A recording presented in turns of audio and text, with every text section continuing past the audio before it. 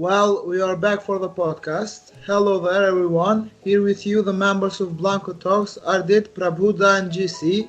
After a long time, we're back to record another podcast, and we're back to stay for a long time. Unlike the first two podcasts, we're now into the season, and much have changed after the first ones.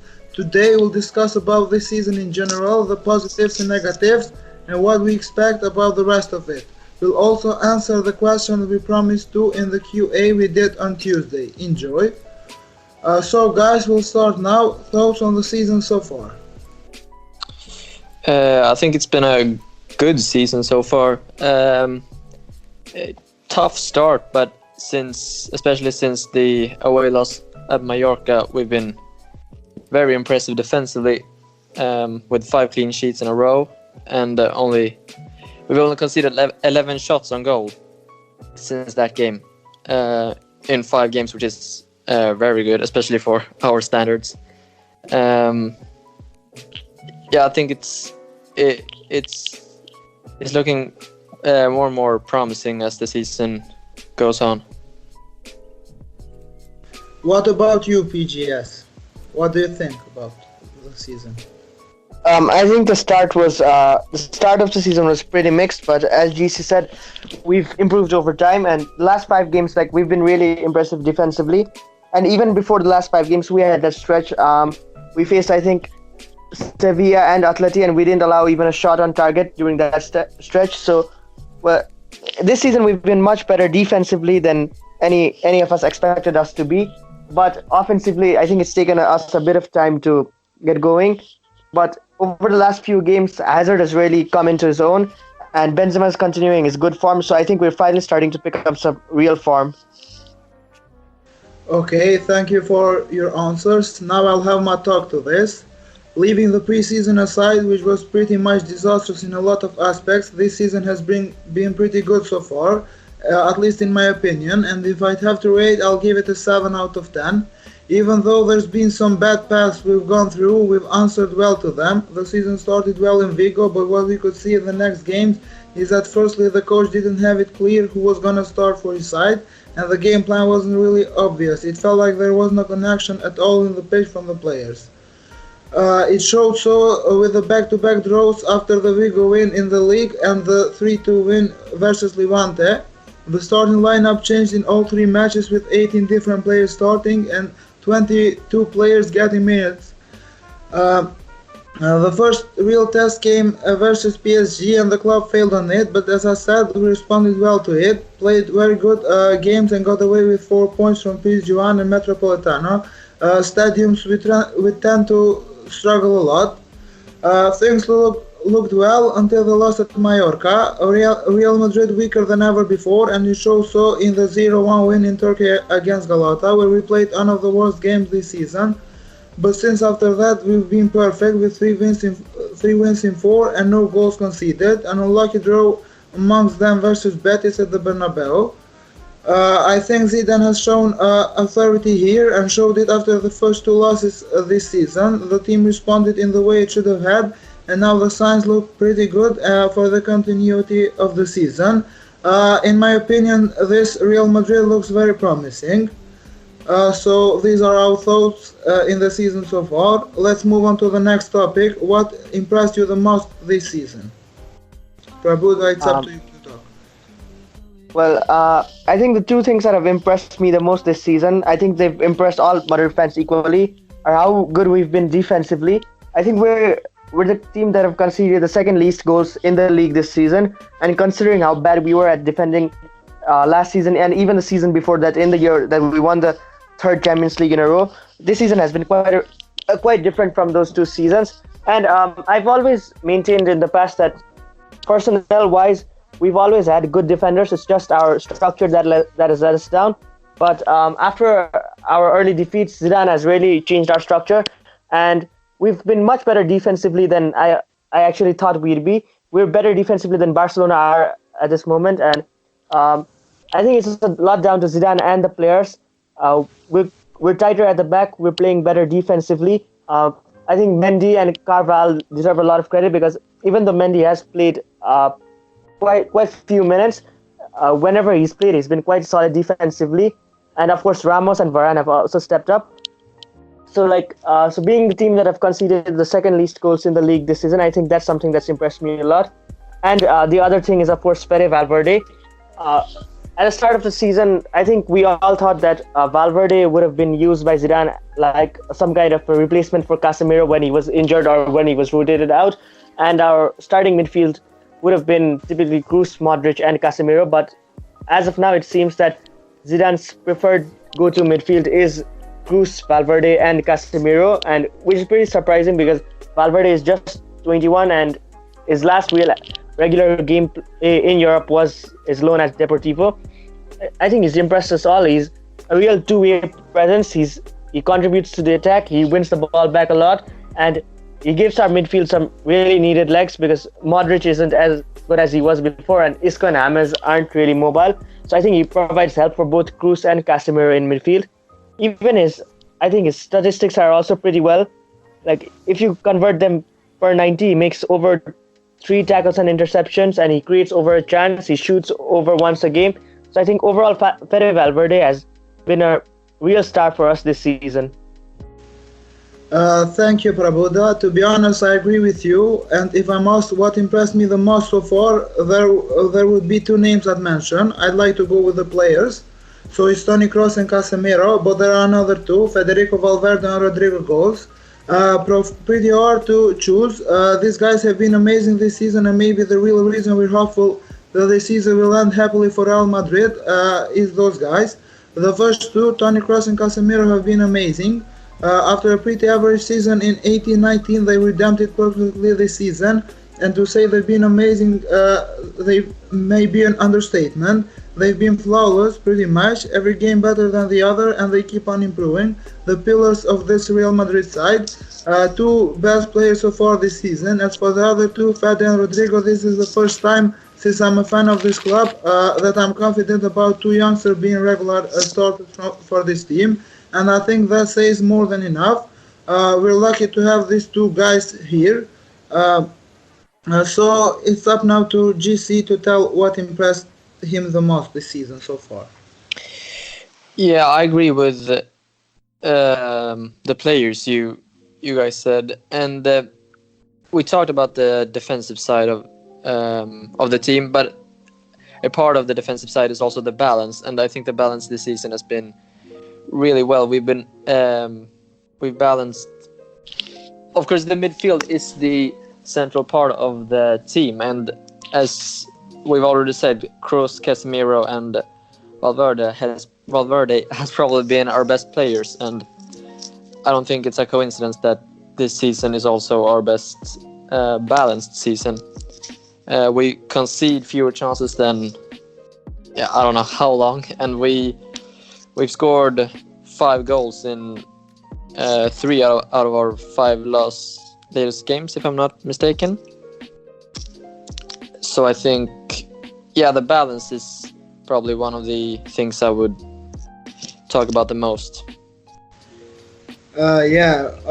What impressed me also is Carvajal. He was like Toni and Casemiro. He was one of the worst players in 18-19.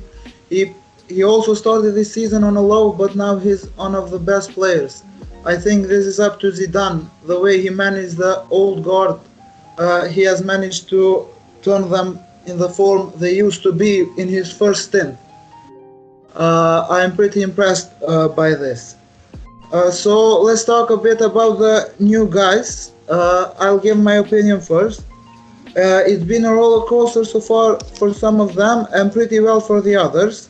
I'll start with the main guy, Eden Hazard. To say he started well, that would be a lie, but that was pretty much expected.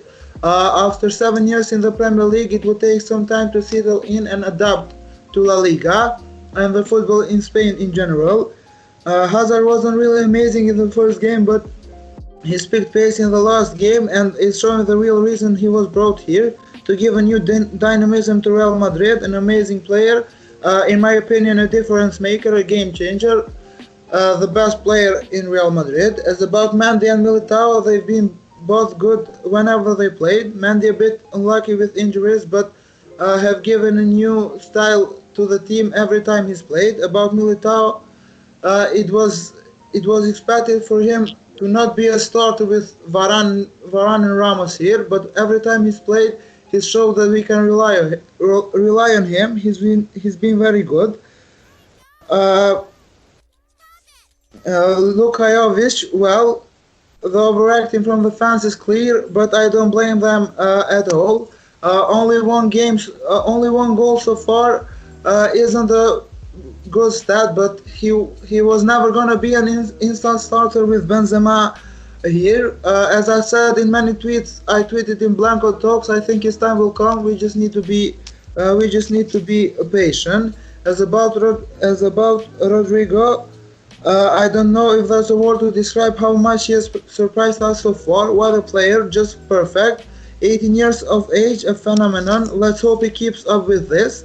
This is my opinion about the new signing. Think we're gonna be thankful for each one of them once we enter the climax of the season in March or April. Think they are all gonna play an important part this season. What about you guys? What do you think? Yeah, I agree with most of what you said. I think I would like to see more of Mendy and Jovic, especially. Of course, it's very hard to not play Benzema when he's in this form, but I think Jovic deserves to play more. He scored, well, one official goal, but he scored 2 goals where he was like, a toe offside. So the ability is clearly there. And for Mendy, I think he's the polar opposite of Marcelo. And I think in big games, when Mendy has adapted fully, I would like to see him ahead of Marcelo because of his defensive ability. And, the games we've played since Mallorca has all been against pretty poor sides, to be honest, even though it's been impressive performances. So in the big games, I would like to see Mendy. Hopefully he can improve his attacking side, especially the crossing. And for Hazard, I think I was kind of disappointed to see him arrive in the form he arrived physically. But as you said, he's leveled up lately, and I think he is starting to turn into the Hazard we all expected to see. What about Rodrigo? Yeah, I think Rodrigo's obviously been fantastic. I think he offers a different outlet in attack. It was Benzema who was supposed to score all goals, and obviously Rodrigo won't be able to keep this up the entire season, but I think he offers another way to go in front of goal.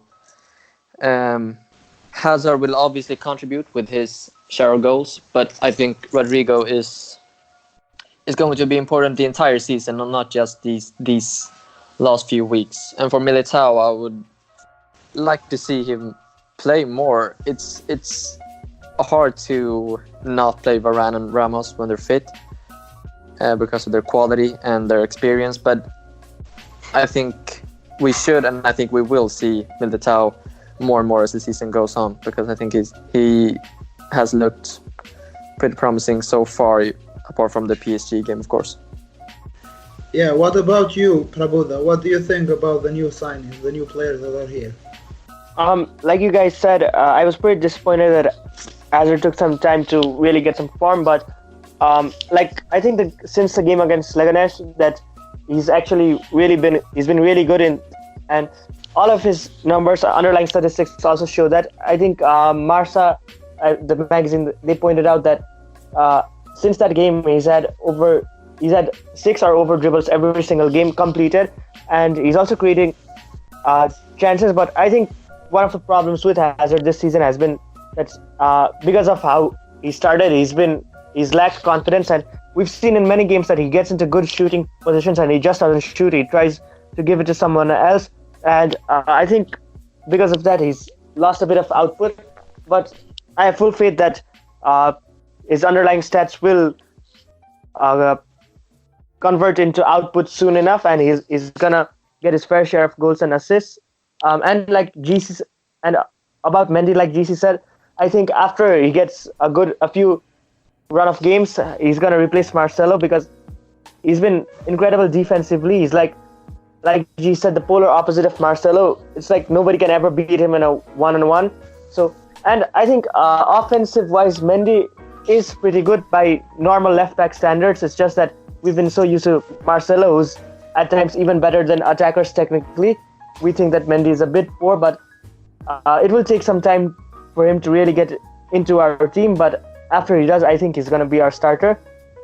And Jovic as well, I think he has 10 appearances for us yet. And in all the minutes he's played, he's been pretty good, but it's just that he doesn't get to play a lot of minutes. I think that he plays 15, 16 minutes on average for us. So he like Mendy needs many more games to really get into a rhythm. But I think at the end of the season he will bag a few goals. He'll get a few, but I don't think he'll be a starter till next season because Benzema is in excellent form and Benzema is not really aging out till yet. But by the middle of next season, I think Jovic will have replaced Benzema. And Rodrigo, I think he's exceeded all of our expectations. He's our second top scorer, I think, this season. And he gives us a genuine goal threat other than Benzema and Hazard, which is always going to be good for the team. Thanks for the answers, guys. So we'll move on to the next topic. After the last matches and the belief being especially high for the fans, what's an advice you would give to them? Well, I would just stay calm right now. We've been fantastic the last few games, but as I said earlier, we've faced pretty poor teams. Leganes are currently last in La Liga. Real Betis 17th, Eibar 15th, and Galatasaray are 6th in the Turkish league. So none of the teams are very impressive, even though our performances have been impressive. I think we really are on the right track, but we'll start seeing the real Real Madrid when we get into the tough games. We've got a tough period in December with Valencia and Barcelona both away, and then Athletic Bilbao home, all within 1 week. And I think that period will show us how this team will perform in the big games.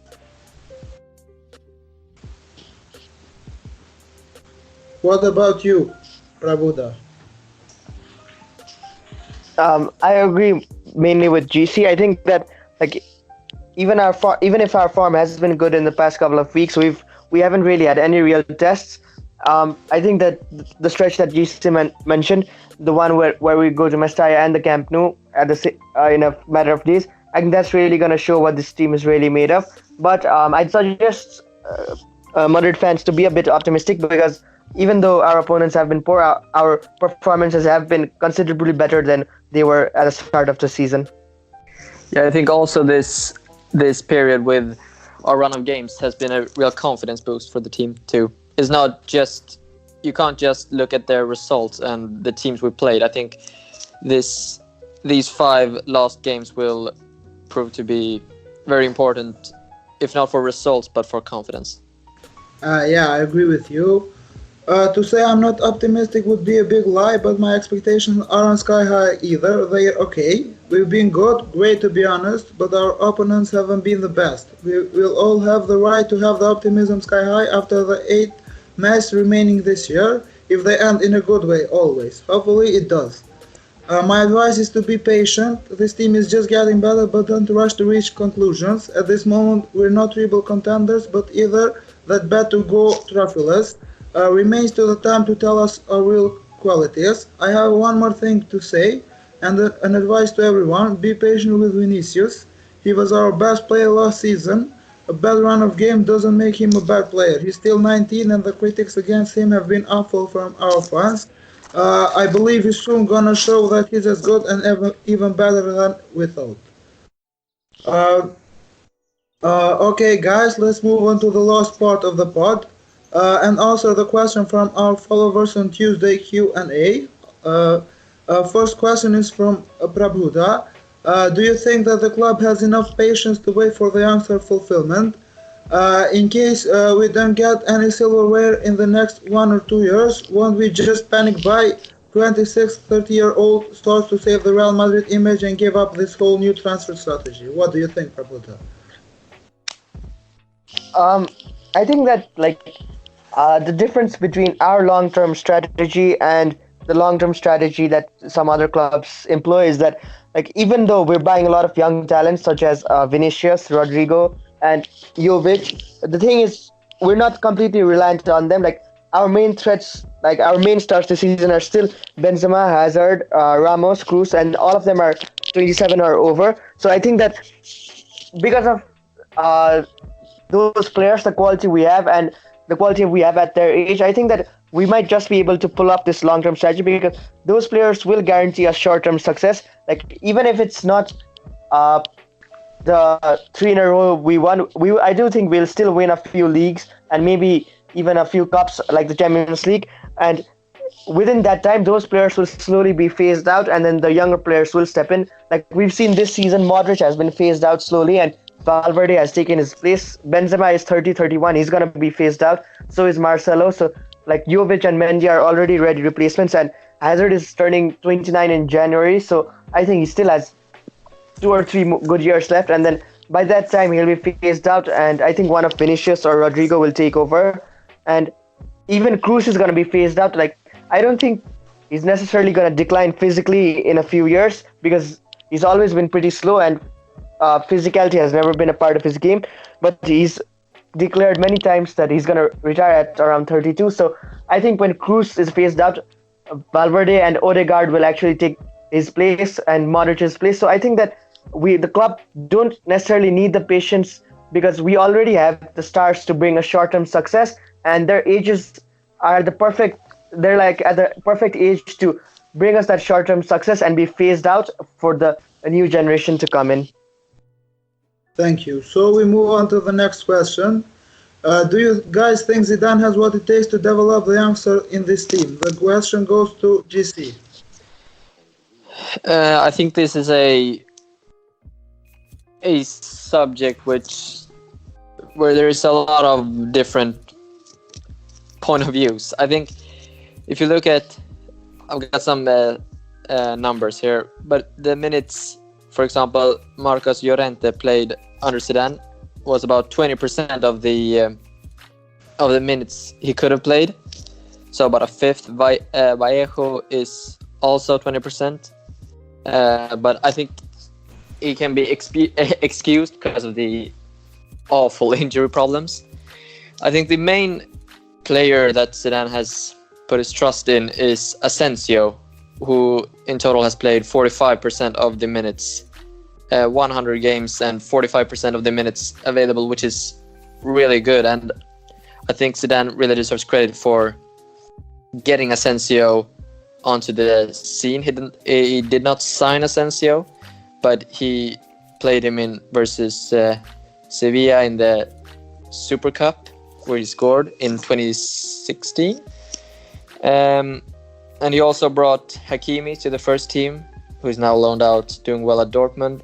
And I think, in general, when Zidane starts to trust a youngster, he plays them a lot. I think the biggest problem is gaining that trust in the first hand. We've seen with Valverde this season that when you perform under Zidane, you get the minutes, but you have to perform in the first place to get to continue to play. I think Dani Ceballos played. I actually don't have Ceballos numbers, but I think he played only around 16% of the minutes he could have played under Zidane, which is very, very low. And I think that's when you have to play to get momentum and match fitness. And when you don't impress in the first game, you don't get other games, except for maybe 2 months later. And then the match fitness and momentum is gone, and you have to start over again. And I think that's one of the biggest reasons why Ceballos only played 16% of the minutes available under Zidane. And I think that's maybe one of the parts of his game that Zidane needs to get better, is gaining the trust for young players in the first place.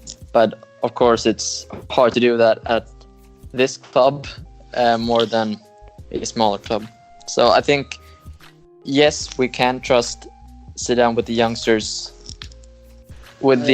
that perform. But I think we should be a bit worried when they don't perform right away. I think the first performances will be really important. Yeah, okay.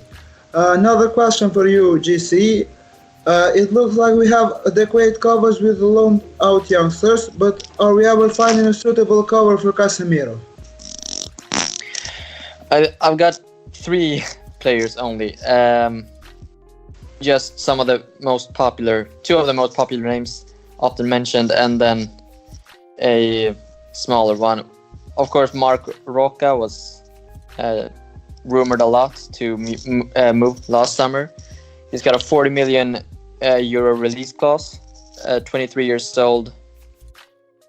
His contract expires in 2022, so if we wanted to get him on a free, I think he will move before 2022. But if the opportunity comes, you can sign him for free in January 2022, of course. I think it's also notable that Bayern Munich are interested in him. And another popular name on Twitter mainly is Florentino from Benfica. Got a long contract which expires in 2024 and a 120 million release clause, which is a lot. He's been very hyped by people who watch him. Only 20 years old too, so he's got a long career ahead of him. And the last player is a player already in the club, which is Antonio Blanco for Real Madrid Castilla. I think obviously Florentino and Roca have more experience, especially Roca, but Blanco is already in the club. He won't cost us anything, and I think he showed promise. He won the under-19 Euros with Spain this summer and was also elected in the team of the tournament for that tournament. So he's clearly one of the bigger midfielders of that generation. And I think the problem with... I'm going to go into another subject which is connected, is the Copa del Rey, who now will go into the round of 16, is it? I think, because of the Supercopa. So someone like Blanco probably won't be able to play. If we played like Fuenlabrada a couple of years ago, I think he could have played in one of those games. But now, if we play, maybe Eibar in the round of 16, I think it's tough to throw in a 19-year-old in that game as opposed to facing a third division side. But I think out of these, Blanco or Roca is probably the most realistic.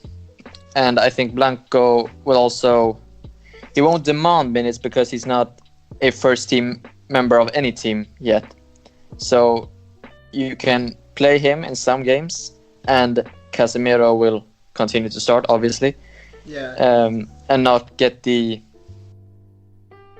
won't demand minutes the same way the other 2 would. So those are my three main candidates for the backup / post Casemiro role. We'll move on to the next question. I'll answer this. Who is the long-term Casemiro successor in your opinion, and how do we rest him this season? Well, GC talked about his replacement, and each one of those guys would be a good choice of long-term. I'd also suggest one more name, which is Eduardo Camavinga. He's only 17 and he's showed he's very good. And about resting Casemiro this season, it's pretty clear that he'll be the player with the most minutes played. But about resting him, the only reasonable way seems starting Federico Valverde as a defensive midfielder.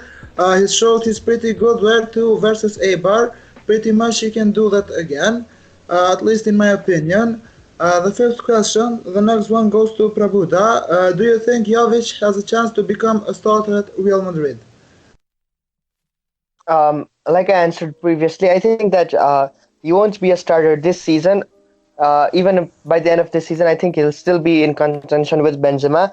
But like I said, by the middle of next season, I think that he'll most definitely be our starter because by that time we have gotten into good rhythm, and I think Benzema will still the phasing out phase of Benzema's career will slowly have begun that time because Benzema will get old and we can't be relying on him all the time. And Jovic, once he starts scoring, I feel like he's gonna be a very prolific player for us. So by the middle of next season, I think Jovic will be a starter for us. He's shown on even the very little minutes he's played that he's got real talent. If you adjust the statistics for 90 minutes, he's shooting more than thrice a game, which is really good. And when he plays regularly, that's gonna go up for sure. And another quite interesting thing I found that if you adjust the statistics for 90 minutes, he even tackles over 3 times a game. So it shows that he's got the work ethic that the Madrid fans really want from every player, and he's got the work ethic that's gonna please them. And once you win over the fans, I don't think they're going to be a bit more forgiving if he doesn't score for a while. So I think in some time he will be our starter for us. Okay, thanks. The next question is what happens with Rodrigo and Vinicius if we go for Mbappe? GC, it's up to you to answer. I don't think anything happens really. Let's say we sign Mbappe in 2020. Then I'd assume we play a Hazard, Benzema, and Mbappe trio at first. Possibly Jovic if the stars align, I guess. But I think Benzema, Hazard, and Mbappe is our most likely trio if that scenario occurs. I think as I think Prabuddha mentioned earlier, Hazard is in that age that when the club wants to move on from him because of performances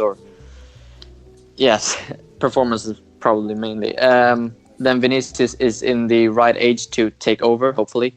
And Rodrigo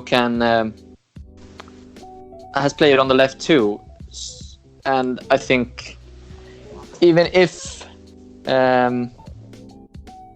I think Mbappe can play on the right and up top, so you can adjust it with Rodrigo on the right, Mbappe up top, Hazard or Vinicius on the left. You can play Rodrigo on the left, Jovic up top, Mbappe on the right. I think there are a lot of different options, because of the different roles all of our players can play in attack. I think nothing really happens to Vinicius or Rodrigo. Thanks. Now time to answer 2 questions in a row. Where has it gone wrong with our loanies at Real Valladolid, and do you think this has broken the relationship with Ronaldo and Perez while sending players on loan to Real Valladolid are concerned? In my opinion, it's more poor planning from our team than going wrong at Real Valladolid, especially with the Lunin loan. After wasting 1 year at Leganes, we sent him in a team where he was never going to start ahead of Masip. In my opinion, to waste another year. He should have stayed as a second choice goalkeeper ahead of Areola. As for relationships, no, I don't think the relationship have gotten any worse between Perez and Ronaldo because it's the coach who makes the formation, not Ronaldo. The next question is Hakimi too overhyped by our fan base? How concerned would you be by the fact that he often plays in a more advanced position for Dortmund? I don't think Hakimi is overhyped at all. In fact, he seems like more underrated than overhyped. As for playing in a more advanced position, I think he played a lot of position at Dortmund and won't be surprised if he starts as a number 9 someday. He's a right back, and the full backs in modern days must have the quality of being great forward. and Hakimi has shown that he's amazing at it. As for his defensive abilities, they'll get better. He's still young and has more enough time to get better. I can't wait personally to have him back here. Now we move on to the next question, the ninth and the last. That goes to Prabuddha. How do our lineup look like in 2022 season? Who are getting promoted to Castilla? Who will be bought? Who will leave? That's a pretty hard question to answer, but I think like if things go as planned, if like some of our youngsters do progress as we've expected them to, by 2022, I think Courtois will still be our keeper, and I don't think we're gonna sign anybody new. I think Carval might still be playing, but I think it's gonna be like at the beginning for his career. So maybe we might see Hakimi play as a right back, or we might even go for someone new then. Left back, I'm sure it's going to be Mendy, and center backs is probably going to be Varane and Militao, because Ramos is going to be, 36, 37 by then. In midfield, I think that by 2022, I think that's when Cruz said he's going to retire. So maybe if he hasn't, he's most definitely going to play, because I don't think aging is going to be a real big problem for him. So I think it's going to be Casemiro, Cruz. I think maybe it's going to be a combination of Casemiro, Cruz, Odegaard, and Valverde, unless we sign somebody new within that time, which is always a very big possibility because we're always after top players. And in attack, I think that's where we're going to see some real change. I think by 2022, our front three is going to be a combination of Jovic and most probably and hopefully Mbappe, and one of Vinicius or Rodrigo. I don't think Brahim Diaz is going to make it here, and I think Odegaard is going to play a bit further back, so I think that's going to be our attack. Thank Prabuddha, and we'd like to thank every guy for this question. Hope you liked our answers. This is it for today's podcast. Hope you had a great time listening it as we had great time recording it. Thank you guys, Prabuddha and GC. Goodbye and see you on the next podcast very soon.